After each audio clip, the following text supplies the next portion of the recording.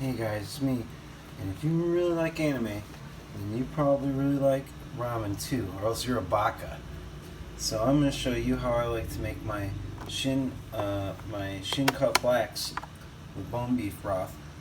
I have a special technique that I use to make them much more authentic Japanese hibachi style cuisine. And so I'm going to kind of run you through that a little bit right now. So basically what we have here, I already emptied the packets in. I also did some other stuff, which you might see. You might see something, you know, what's going on there. What is all that?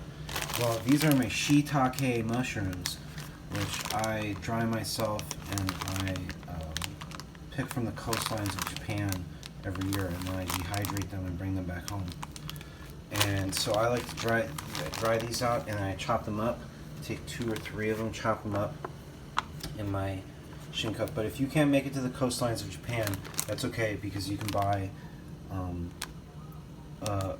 a vastly inferior product, but still shiitake mushrooms from your local gas station or grocery store. So the other thing that I like to do, right now I'm boiling the water. You need to make sure that it's really hot. I like to take the pan, see this pot was filled all the way up to the top.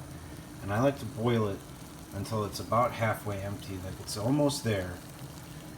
Because that actually concentrates a lot of flavors from the water that comes out of your tap. And that might be different from each person to person geographically, but the tap water in my house is very similar to the tap water in Tokyo, actually. So I actually like to concentrate it because that makes the flavor more genuine.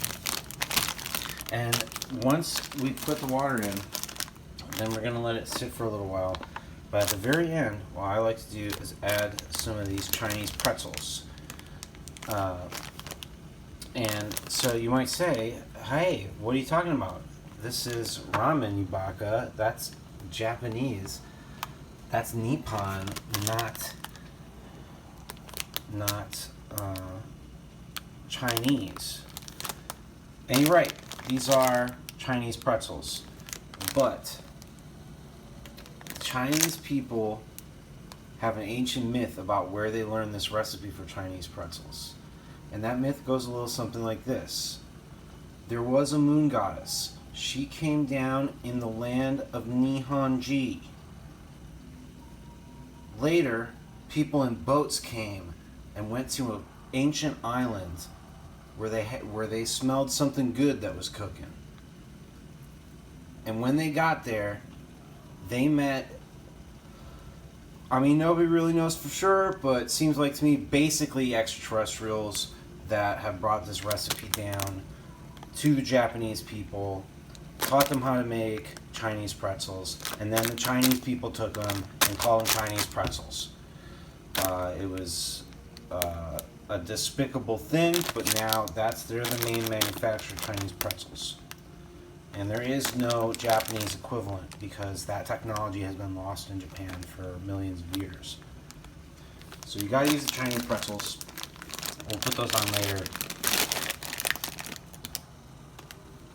I'll check back in once the water's done boiling, once it's concentrated. Okay, so our water is concentrated, cooked down, and so I turned off the heat. And now we're gonna let it chill out for a little bit. But I almost forgot. There's one final important thing that we have to do before we add this to our Shin cup. So there's one final step, and these steps I can't really tell you who told me about this technique. It's technically classified top secret, and so you're just gonna have to take my word for it. It comes from a very Japanese person.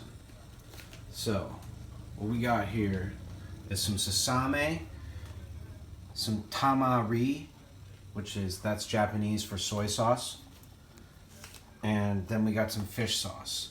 And let me tell you a little something about fish sauce. I know a Taiwanese guy, and he told me that it's basically the main thing that's in this stuff. It's just salmon piss. It's just salmon piss. It's when salmon take a piss, they hook them up to bags, and that's what this stuff is.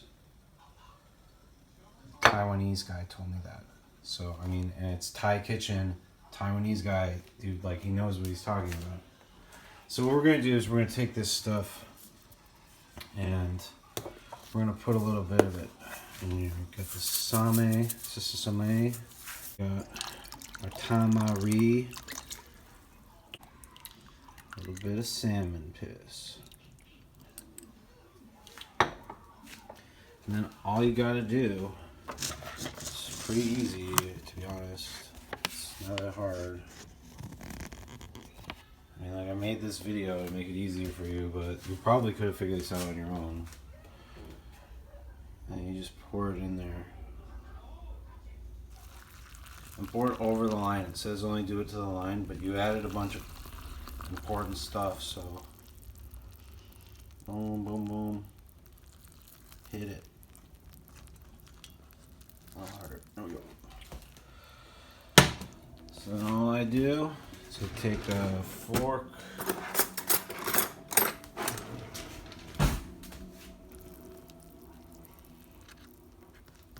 pat everything down, get it all moist.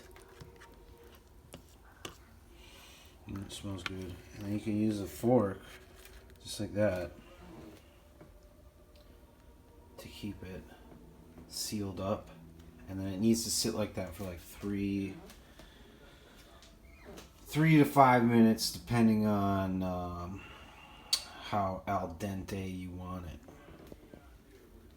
So we'll come back to that once it's ready to eat. Alright, and so it's been 5 minutes, and our noodles have absorbed a lot of water. They're hot and ready to go. We've only got a couple more steps to take. So we're going to put a little bit of Chinese pretzels on top.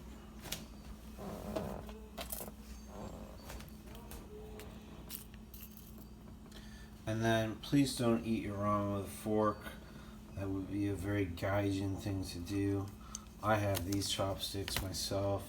They're made from sacred Japanese doujinshi trees, and they are very effective for me at eating these authentic meals. And so I recommend that you do that, and thank you for tuning in and watching how to make an authentic cup of ramen.